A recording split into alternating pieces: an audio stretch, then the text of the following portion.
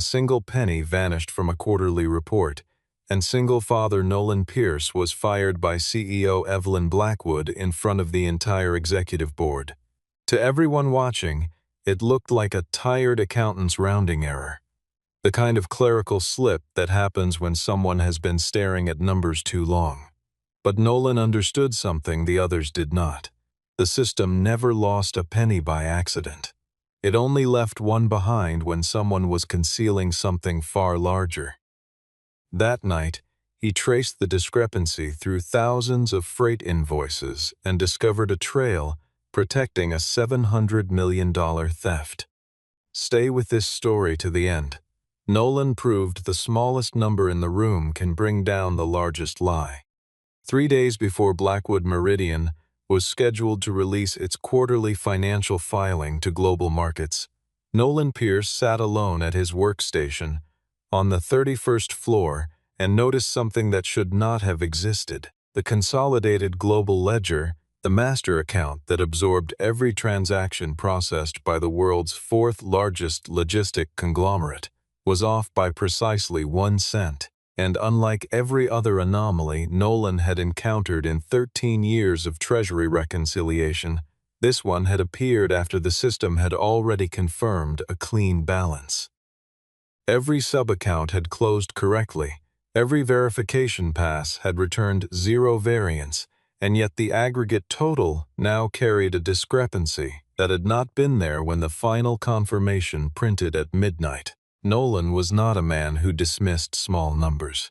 He had built a quiet reputation for catching the patterns that everyone else classified as noise, and in that time he had learned one thing with absolute consistency. A healthy ledger did not spontaneously develop gaps. It only appeared to when something had been carefully introduced to make a gap look inevitable. He pulled the transaction log, sorted by timestamp, and located the precise moment the imbalance had materialized. It had entered the ledger in the 60-second window after the system issued its own 0 variance confirmation, with no operator account, no authorization code, and no originating user identity, only a payment instruction attributed to a carrier named Coastal Bridge Transport, a freight company whose operating license had been voluntarily surrendered 26 months earlier. The record of a dead company moving money through a live ledger was not a rounding artifact. It was an answer waiting to be questioned. Nolan documented the anomaly in a formal internal memo and sent it up the chain before the morning shift change, not because he believed 1 cent threatened a conglomerate processing $43 billion annually, but because an entry with no origin in a system that required origin codes for every transaction was a structural impossibility that demanded an explanation. His supervisor forwarded the memo to CFO Conrad Whitmore's office with a suggestion that the discrepancy be manually adjusted to clear before the filing deadline, and Conrad's response arrived within the hour. The imbalance was a legacy artifact from a currency conversion rounding protocol. It had appeared in prior quarters without consequence, and Nolan should apply the standard correction and move forward. Conrad was a measured, courtly man who had occupied the CFO seat for 7 years with a public record unblemished by controversy, and his explanation was delivered with the calm authority of someone who had prepared it in advance. Nolan called Conrad's office directly and said he could not authorize a manual override because doing so would sever the audit trail connecting the ledger entry to its originating transaction, and the originating transaction, whatever it actually was, had arrived from an account that the company's own records showed as permanently closed. Conrad told him, with the patient evenness of someone explaining a decision that had already been made, that the filing window closed in 72 hours and that hundreds of professionals across every division had already confirmed their sections. Nolan understood the weight of that institutional momentum. He ran a secondary query anyway, pulling every payment attributed to the Coastal Bridge Transport vendor code going back to the date the company had ceased operations and the results populated his screen with 314 separate line items, each one small, each one labeled Port Adjustment Fee. Each one processed in the final minutes of a monthly cycle when transaction volume was highest and individual scrutiny lowest, and each one carrying the same impossible attribute: no operator, no purchase order, no originating contract number. The pattern was not accidental. It was architectural. He sent a second memo, this one addressed directly to CEO Evelyn Blackwood, requesting a hold on the filing and attaching the full transaction log alongside a timeline that placed the first anomalous coastal bridge entry exactly 1 week after Conrad Whitmore's appointment as CFO. Evelyn Blackwood received the memo at 6:47 in the morning while she was already in the building, preparing for a briefing with the investment bank overseeing Blackwood Meridian's $4 billion bond issuance, the centerpiece of her 5-year restructuring plan and the clearest signal yet that the fourth-generation heir could run a global enterprise on capability rather than lineage. Any delay in the quarterly filing would trigger a mandatory disclosure event, giving analysts exactly the opening they had been positioned to exploit. And that calculus was already running in her mind when she forwarded Nolan's memo to Conrad and convened an emergency finance committee session at 8 o'clock. Conrad arrived with a full presentation. He explained the currency rounding protocol in technical detail, walked through the legacy data dictionary entry that classified the coastal bridge code as an approved batch identifier, and then presented something Nolan had not anticipated: a system access report showing that the last account to query the coastal bridge payment records before the discrepancy appeared had been Nolan's own workstation login, timestamped at 11:53 the previous evening. The implication was not stated directly, but it did not need to be. Conrad suggested that Nolan's query into the legacy records may have inadvertently triggered a reconciliation conflict, and that the responsible course was to apply the standard correction, complete the filing, and review the access protocols afterward. Nolan asked for the floor and received it. He explained that his session had used read-only query commands and had not modified any values, that the access report would confirm this if the committee pulled the server-side write log, and that the discrepancy timestamp fell outside his session window by 11 minutes. Conrad said pulling the write log would require IT to suspend normal operations for several hours, which the filing deadline made impossible. Evelyn looked across the table at a man with 13 years of unblemished service and a CFO who had just explained why verifying that service would take too long, and she made the only choice the deadline permitted her to make. She gave Nolan a final option: apply the correction, sign the confirmation as a matter of procedural compliance, and allow the audit flag to accompany the filing for post-submission review. Nolan said he could not sign a document he could not verify, because his signature would attach his name to whatever the underlying transactions had been designed to conceal, and he would not accept that exposure regardless of the timeline or the amount at stake. Conrad immediately moved to recommend termination for failure to comply with a direct procedural instruction, unauthorized access of legacy vendor data, and deliberate delay of a time-sensitive regulatory filing. 3 committee members seconded the motion before Nolan had risen from his chair. Evelyn approved the termination effective immediately, and the room went still in the way that rooms do when something irreversible has just been formally ratified. The floor watched Nolan pack a single cardboard box, 1 photograph of his daughter, a spare calculator, a worn notepad, and carry it to the elevator with the unhurried composure of a man who has already decided his next step. Before he reached the lobby exit, he stopped at a hall printer, entered a manual retrieval command from memory, and collected a single page from the output tray. A transaction record bearing the identifier NDP001. He folded the page without looking at it and placed it in his jacket pocket.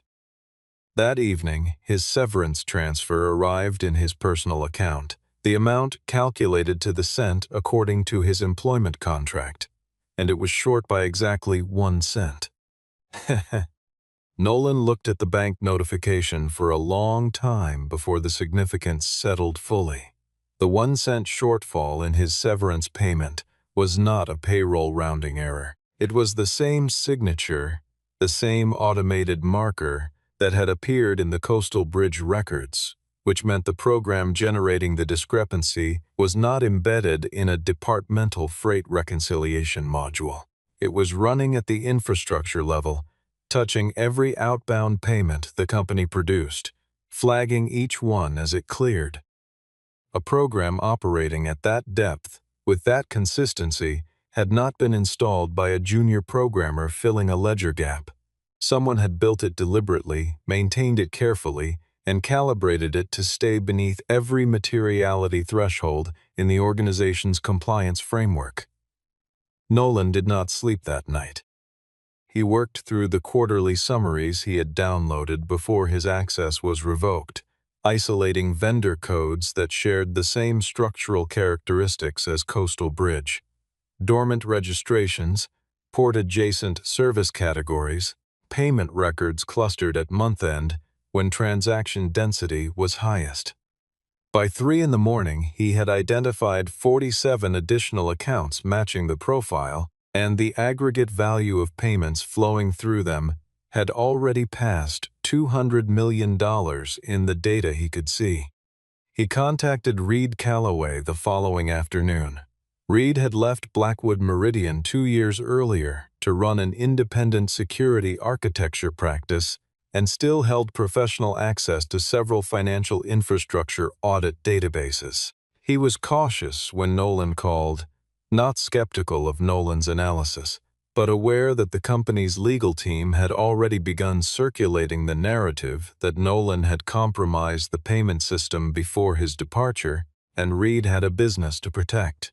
Nolan did not argue the framing. He showed Reed the severance notification and asked him to examine the payment routing record as a neutral party with no prior connection to the claim. Reed spent 40 minutes cross-referencing the gateway logs available through the public financial clearing database and found something Nolan had missed. The severance transfer had been processed simultaneously through 2 separate payment gateways. One had moved the actual funds correctly. The second had created a shadow record, a duplicate entry with the same reference number, but a value 1 cent lower, and the shadow record had been logged as the authoritative confirmation while the real transfer queued in a secondary reconciliation hold. The program was not extracting pennies. It was using a penny as a confirmation token, identical to the read receipt mechanism in secure message routing, except that each confirmed token corresponded to a much larger transaction being executed in a parallel network elsewhere in the system. Reed named the program Needlepoint, a single thread passing through millions of transactions without disturbing the surface of any one of them. Nolan's daughter Lena came home to find her father surrounded by annotated printouts and said nothing about the hour or the disorder. She set food beside his papers, sat with him for a while, and told him she had watched him give more careful attention to numbers than most people gave to anything, and if he believed a penny mattered, she did too. 3 days after his termination, a law firm representing Blackwood Meridian delivered a cease-and-desist letter warning that any use of proprietary data obtained during his employment would expose him to civil liability. The morning after that, a consulting firm he had never encountered sent a written offer, $500,000 for a confidentiality agreement, a release of all claims, and his written confirmation that the quarterly filing contained no irregularities. The offer expired in 48 hours. Nolan read it once and put it in the same drawer as the severance statement. Reed decoded the NDP prefix that same evening. It was not a transaction category code. NDP stood for Network Distribution Pass, an internal status flag indicating that an extraction cycle had completed and the destination accounts had been credited. Every NDP code carried a sequential number. NDP-001 had been the first. Evelyn Blackwood spent the week following the termination focused on the bond offering, which closed at a rate analysts characterized as favorable. She attended the closing dinner, delivered remarks about operational discipline and long-term stewardship, and returned to her office at 11 to find an automated ledger summary waiting in her inbox. The summary showed a 1-cent transfer into an account labeled Temporary Reconciliation Reserve, a line she did not recognize from the standard chart of accounts. She flagged it for Conrad's attention and asked for the account's authorization history. Conrad's response arrived the next morning. The account was a legacy clearing buffer established before her tenure, used to absorb minor rounding variances before they reached the consolidated report, and it had been reviewed and approved during the prior year's external audit.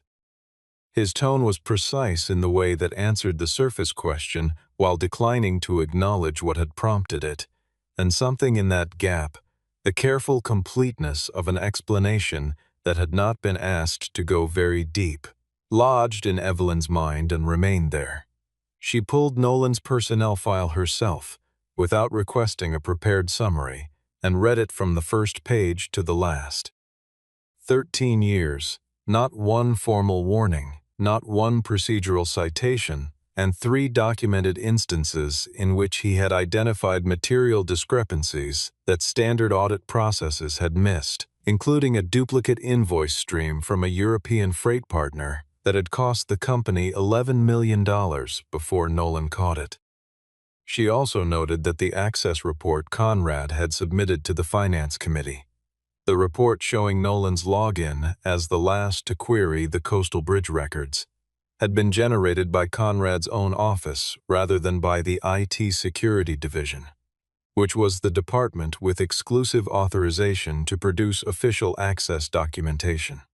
Nolan and Reed had meanwhile moved methodically through every public quarterly filing Blackwood Meridian had submitted over the preceding 7 years, identifying vendor codes that matched the Coastal Bridge profile. Incorporated in low-disclosure jurisdictions, service categories tied to port logistics or cargo insurance, contracts initiated through direct approval processes that bypassed the standard procurement committee. They found 61 matching vendors. Each one had received payments ranging from thousands to millions of dollars. Each payment record closed with a 1-cent variance, and the aggregate total had already passed $200 million.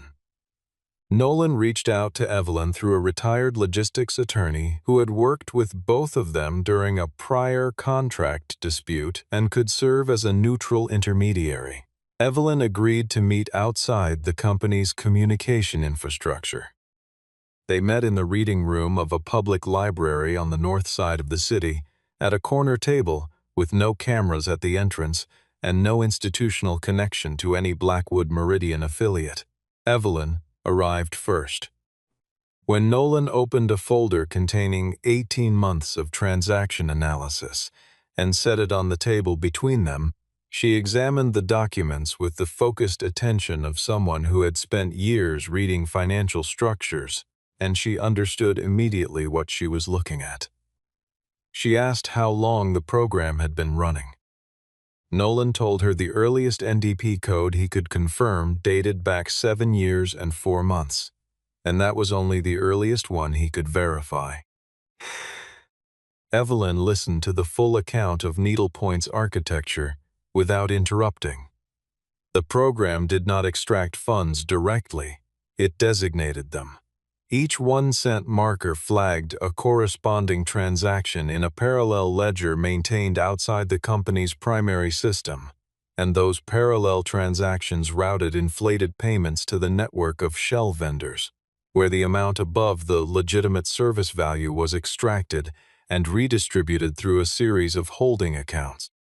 The mechanism worked because it exploited the gap between what the system was designed to track and what it was configured to report, and it had operated long enough that its artifacts had become part of the baseline that auditors used to define normal. Nolan pulled a profile on a vendor called Harbor Crown Freight. On paper, Harbor Crown was a mid-size regional carrier with 40 trucks and 3 warehouse facilities along the Gulf Coast. Its invoices were correctly formatted, its tax identification number was valid, and its payment history with Blackwood Meridian extended back 5 years. The warehouse addresses were real properties that appeared on mapping services with accurate street photographs. But when Nolan had driven past the nearest one the prior week, he had found a self-storage facility with no record of any freight company operating from the site during the period in question. Harbor Crown's registered agent address was a mail forwarding service in Delaware, sharing a suite number with 11 other entities, 7 of which appeared in Nolan's flagged vendor list. The company had received $38 million over 4 years, and the contract authorizing the relationship had been initiated through a direct approval memo signed by Conrad Whitmore, accompanied by a supporting recommendation from Graham Kingsley in his capacity as a board advisor on infrastructure development. Evelyn's expression when she reached Graham's name was carefully composed, but Nolan saw the pause before she turned the page and addressed it directly. The recommendation letter could have been solicited under false pretenses, and a board member's signature on an advisory memo did not establish that the signatory knew what the contract was funding. Evelyn said she understood the distinction. She said it with the careful evenness of someone who was not yet sure she believed it. They drove separately to a residential neighborhood in Evanston, where Miriam Holt had lived since her retirement. Miriam was 64 years old, clear-minded in the way of people who have spent decades professionally obligated to distrust easy explanations. And she received them with the guarded courtesy of someone who had been expecting this visit for some time without knowing when it would arrive. She had served as Blackwood Meridian's Director of Internal Audit for 11 years before being asked to retire at 61 on the stated grounds that her workload required reduction, a characterization she had disputed privately and accepted publicly because she understood that resisting it would make her departure considerably more difficult. The retirement had been proposed 3 weeks after she submitted a formal audit flag on a cluster of vendors that included Harbor Crown Freight. Conrad Whitmore had reviewed the flag, classified the matter as a resolved discrepancy, and filed a subsequent memo recommending her portfolio be reduced. 2 months later, she was gone.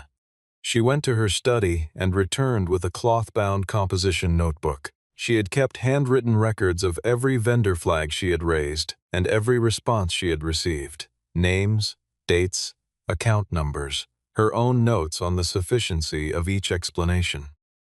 The notebook contained 27 vendors. When Nolan laid his printed analysis beside it, the overlap was exact. All 27 names appeared in his data. All 27 carried payment histories that closed with a 1-cent discrepancy. And at the bottom of the last page, in Miriam's careful script, was a note she had written to herself on the day before her retirement was formalized. Someone will find this eventually. Reed looked up from his laptop at the kitchen table and said that one of the 27 vendors had a pending payment queued in the Blackwood system. $94 million, scheduled to clear the following Friday. Nolan's immediate instinct was to block the transfer. His second, slower instinct was the right one.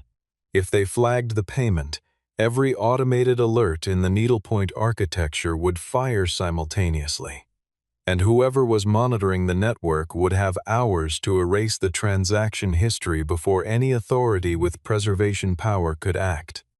The program had survived more than 7 years because it had never been disturbed. The only way to capture the complete chain of custody, the funds, the accounts, the authorization codes, the identity of the person maintaining the system, was to let the transfer move while watching every node it passed through from a position the program could not detect. Reed built a passive monitoring framework using a read-only interface to the financial clearing database, designed to record the payment's path without generating write commands that Needlepoint's internal detection logic would register as surveillance. The framework took 14 hours to construct and test. When it was ready, Nolan told Evelyn what she needed to do and what she needed to appear to believe while doing it. Evelyn called Conrad on the Thursday afternoon before the Friday clearing window and told him she had reviewed the port rights acquisition and wanted to understand the strategic rationale before the payment processed. Conrad was warm and thorough in the way that people are when they believe they are managing a situation they have already controlled. He explained that the acquisition secured exclusive berthing rights at a privately operated Gulf facility, that the negotiation had been ongoing for 18 months, that the seller had imposed a tight closing window, and that announcing the deal alongside the quarterly results would be an ideal moment to reinforce market confidence in the company's infrastructure strategy. Evelyn said she would review the file over the weekend. Conrad said the payment needed to clear Friday, or the option expired. She thanked him for the briefing and ended the call. That Friday morning, from a laptop with no connection to any account associated with Nolan or Reed, Evelyn executed the authorization. Reed's framework recorded every second of what followed. The transfer split into 16 disbursements, 14 routed cleanly to the acquisition agreement's designated account, which was registered to a holding company with a verifiable principal and a documented asset portfolio. The remaining 2 were rerouted in a 40 millicant interval between authorization and confirmation, the same window Needlepoint had always used, with new destination codes substituted for the originals. The rerouted funds passed through 3 cargo insurance subsidiaries, then through an investment holding account registered in the Cayman Islands, and finally settled in an account bearing the name Kingsley Strategic Reserve. The total redirected was $11 million, consistent with the program's historical extraction rate of approximately 12%. The confirmation token posted to the company's internal ledger was a single 1-cent debit to the temporary reconciliation reserve. Nolan examined the authorization chain embedded in the rerouting commands and found that every redirect had been authenticated using a digital certificate issued to the office of the Chief Executive Officer of Blackwood Meridian. Evelyn's office, her organizational identity, attached to every command that moved the money sideways. He told her what he had found, and she absorbed it without visible reaction. Before they could locate the physical device, generating the authentication commands, Conrad convened an emergency board session and moved to suspend Evelyn from operational authority on the grounds that she had authorized unauthorized surveillance of the company's payment infrastructure. Evelyn walked into the building the following morning, knowing that Conrad had understood what had happened, and knowing that the next 48 hours would determine whether the evidence they had assembled was sufficient. The case Conrad presented to the board was efficient and largely credible to anyone who had not spent 3 weeks examining the underlying data. He submitted a security incident report alleging that Nolan Pierce had maintained unauthorized system access following his termination, had introduced a monitoring script disguised as a reconciliation query, and had used the resulting data to construct a false fraud allegation designed to destabilize the company's leadership ahead of a proxy contest. The access logs submitted with the report had been modified. Reed could see it in the metadata timestamps, which reflected edits made 4 days after the original records were generated. But the modifications were sophisticated enough to require forensic analysis to challenge, and forensic analysis required time that the board meeting did not provide. A wire transfer record had also been attached to the report, purporting to show that Nolan had accepted a payment from the consulting firm that had offered him $500,000. A payment he had never acknowledged and had never received, and whose documentation he suspected had been manufactured to suggest he was an interested party rather than an independent witness. Evelyn sat at the board table and said nothing during Conrad's presentation, having been advised by her own counsel to limit her statements until the independent audit committee could be formally constituted. And she honored that advice even as she watched the room's collective judgment tilt incrementally toward Conrad's account. Graham Kingsley, seated at the far end of the table, had been quiet through most of the session. When he finally spoke, it was not to support Conrad's motion, but to request a recess. He met Evelyn in the corridor outside the boardroom and spoke quickly and without elaboration. The account bearing his family's name had not been authorized by him or by anyone with legitimate access to the Kingsley family's financial infrastructure. His attorneys had confirmed the account had been opened using forged incorporation documents that carried his family's name without any knowledge or consent on his part, and he had retained independent counsel 3 days earlier when he first saw the account name in a document Conrad had circulated.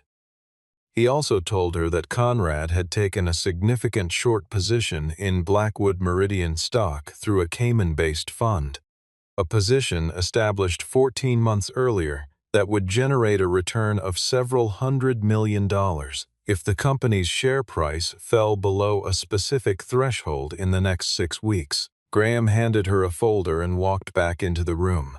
Meanwhile, Nolan had been reviewing the printout he had carried out of the building on the day of his termination and had found a secondary structure in the NDP codes that he had missed during the initial analysis. The sequential numbers embedded in the codes also contained, in their final 4 digits, a running total of completed extraction cycles. The code on his page corresponded to cycle 18,312. Miriam worked through the per-cycle averages using her notebook figures and the aggregate data Nolan had documented, and the total converged on a number she wrote at the bottom of a fresh sheet and then pushed across the table without speaking. $703,418,206.17. The 17 cents at the end of that figure were the accumulated confirmation tokens from 17 extraction cycles where needlepoint had left its marker and no one had come to retrieve it. The number was specific enough and documented enough to serve as the foundation for a formal referral, but it was not yet attributable to a named individual because the authorization chain still pointed to Evelyn's credentials. To close that gap, Nolan needed to make needlepoint identify its controller in real time, in front of witnesses who could not later claim the demonstration had been staged. The test Nolan designed was straightforward. Initiate a 1-cent internal transfer between 2 dormant clearing accounts that were technically still active in the system but had processed no transactions in over 2 years.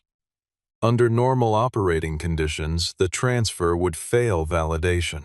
The accounts were flagged as inactive, and the amount fell below the minimum transaction threshold by a factor of several thousand.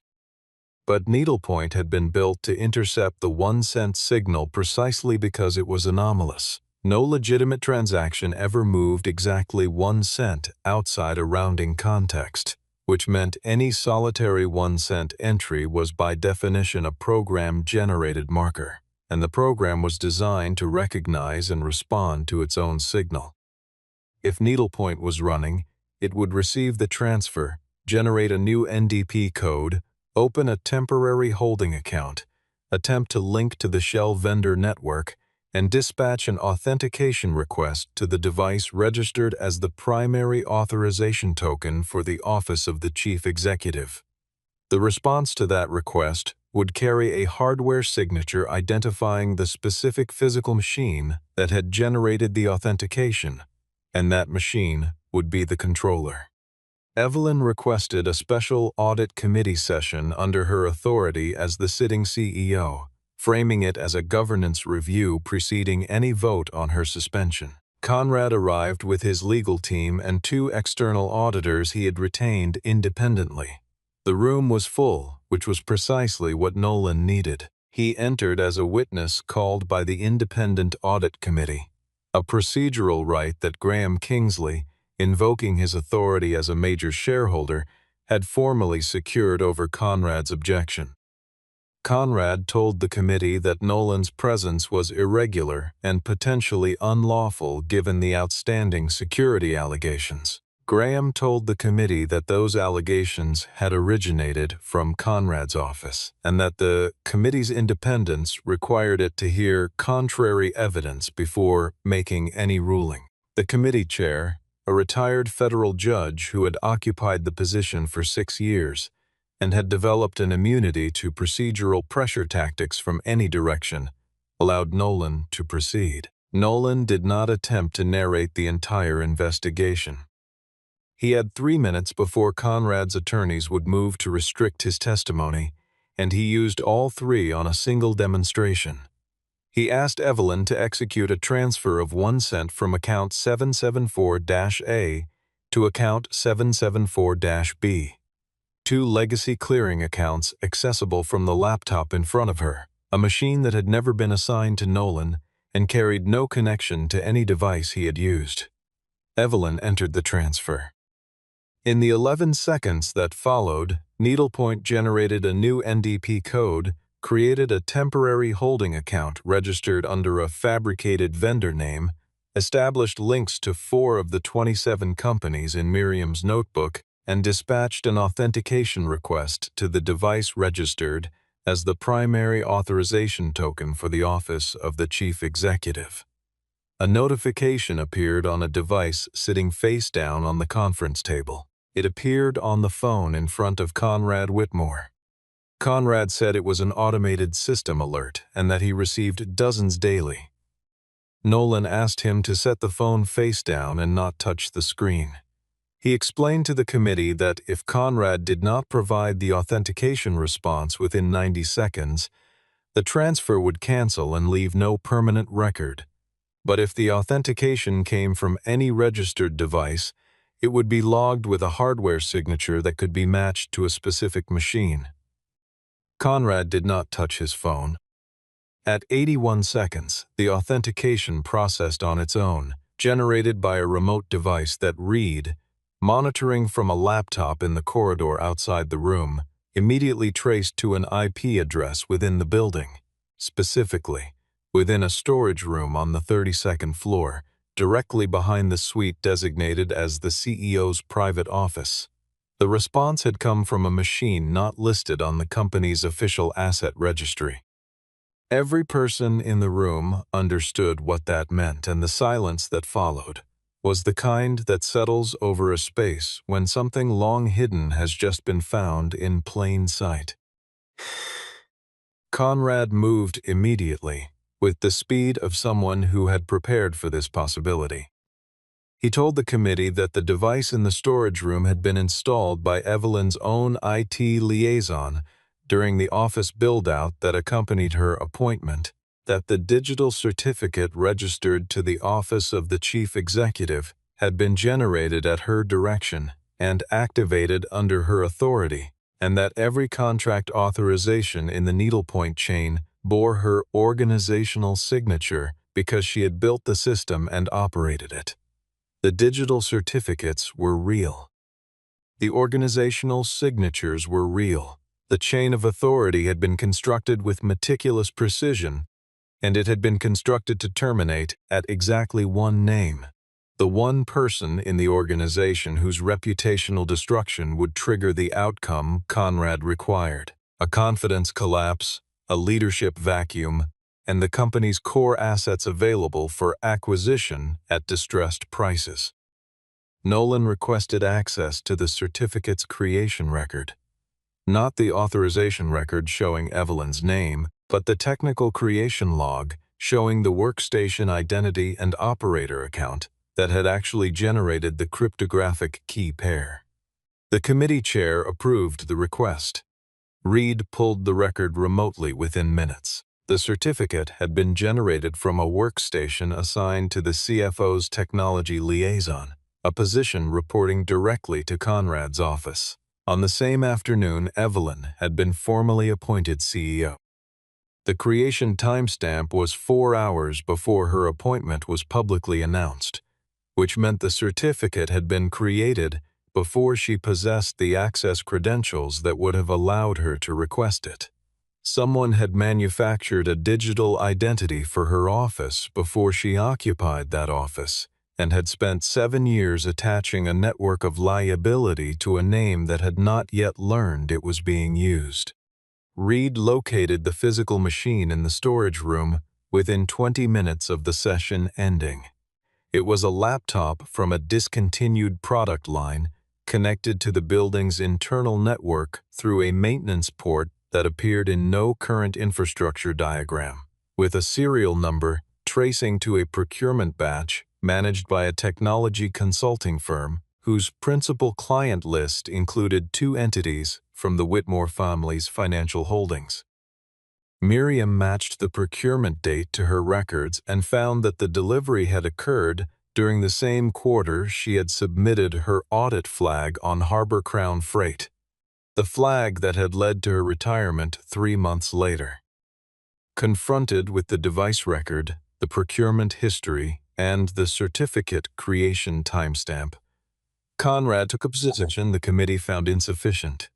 He said he had been operating under instructions from Graham Kingsley that the shell vendor network had served the interests of the Kingsley family's infrastructure investments, and that his own role had been operational rather than conceptual. Graham set a folder of bank records on the table without standing. The records showed that the accounts receiving the extracted funds had been established in the name of entities controlled by the Whitmore family's trust network. Of the $703 million Miriam had calculated, the recoverable portion, funds still held in intermediate accounts rather than deployed into hard assets, was $412 million. The balance had been converted into real estate, port infrastructure, and insurance subsidiaries over 7 years, each acquisition timed to follow a period of elevated extraction. Conrad's plan had been measured in years and designed in layers. Drain the company steadily, conceal the loss behind a fabricated identity for the CEO, trigger a confidence crisis that would collapse the share price, and use the Whitmore family's accumulated capital, partly derived from the theft itself, to acquire the company's best assets in the restructuring that would follow. When security personnel escorted Conrad from the conference room, he paused at the door and looked across the table at Nolan and asked how he had seen what thousands of professionals had missed for 7 years. Nolan told him, because Conrad had believed a penny was too small to be worth protecting. The formal investigation ran for 9 months. Federal financial regulators and independent forensic auditors confirmed the total amount extracted from Blackwood Meridian at $703,418,206. The precise figure Miriam had calculated at her kitchen table with a composition notebook and a 13-year-old stack of flagged vendor files. Approximately $400 million was recovered through asset freezes and cross-border cooperation with the jurisdictions where the intermediate accounts had been maintained. The remaining amount was pursued through civil proceedings against the Whitmore Family Trust Network, a process expected to extend over several years.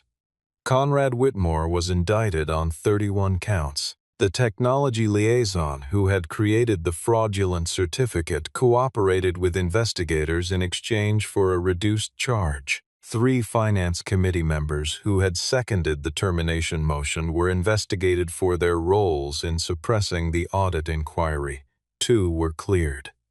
The 3rd resigned before the investigation concluded. Evelyn Blackwood stood before the full board 30 days after Conrad's arrest, and accepted responsibility for the termination of Nolan Pierce without adequate investigation. She did not attribute blame to the committee members who had voted with Conrad, did not invoke the bond offering pressure, and did not reference the fabricated access report that had been placed in her hands to make her doubt him.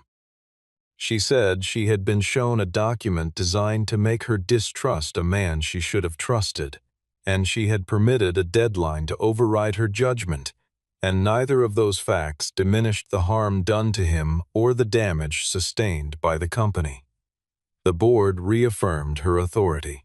She offered Nolan the position of Global Audit Director with a compensation package proportionate to what the company now understood him to be capable of. He declined the title. He offered instead a set of structural conditions, an internal audit division reporting directly to the board rather than to the CFO, written protection for any employee who identified a financial discrepancy regardless of the amount, a mandatory review protocol for any variance flagged by staff regardless of materiality threshold, and a formal policy requiring that the person who identified an anomaly be interviewed and protected before any disciplinary action related to that anomaly could proceed. Evelyn presented all 4 conditions to the board that afternoon, and all 4 were adopted before the close of business. She asked Nolan to serve as the founding director of the new division and to build it according to whatever standards he considered necessary. Lena came to the new office on the morning Nolan moved in, carrying a small frame she had made from a piece of scrap wood she had found in the garage. Inside it, behind a square of glass, she had mounted a single old coin, and on a strip of paper beneath it she had written in her own careful hand, "The smallest thing in the room may carry the largest truth." Nolan set the frame on the corner of his desk where he could see it without turning his chair. He kept the cardboard box from the day of his termination under the desk, still folded flat, not as a wound he nursed, but as a record of a moment he considered worth preserving, the way certain days deserve a witness even after they have ended. On the first morning the new division opened for intake, a young analyst knocked on the open door and said, in the hesitant voice of someone unsure whether what she had found was worth the interruption, that she had noticed a 2-cent discrepancy in the prior week's consolidated report. The room went quiet, and everyone waited to see what the man who had once been fired over a single penny would do with a number that was already twice as large. Nolan pulled a second chair to the side of his desk, set it beside his own, and told her to sit down, because a number that refused to disappear quietly was always the beginning of something worth understanding, and the smallest variance in a room full of millions was exactly where the truth had always been waiting.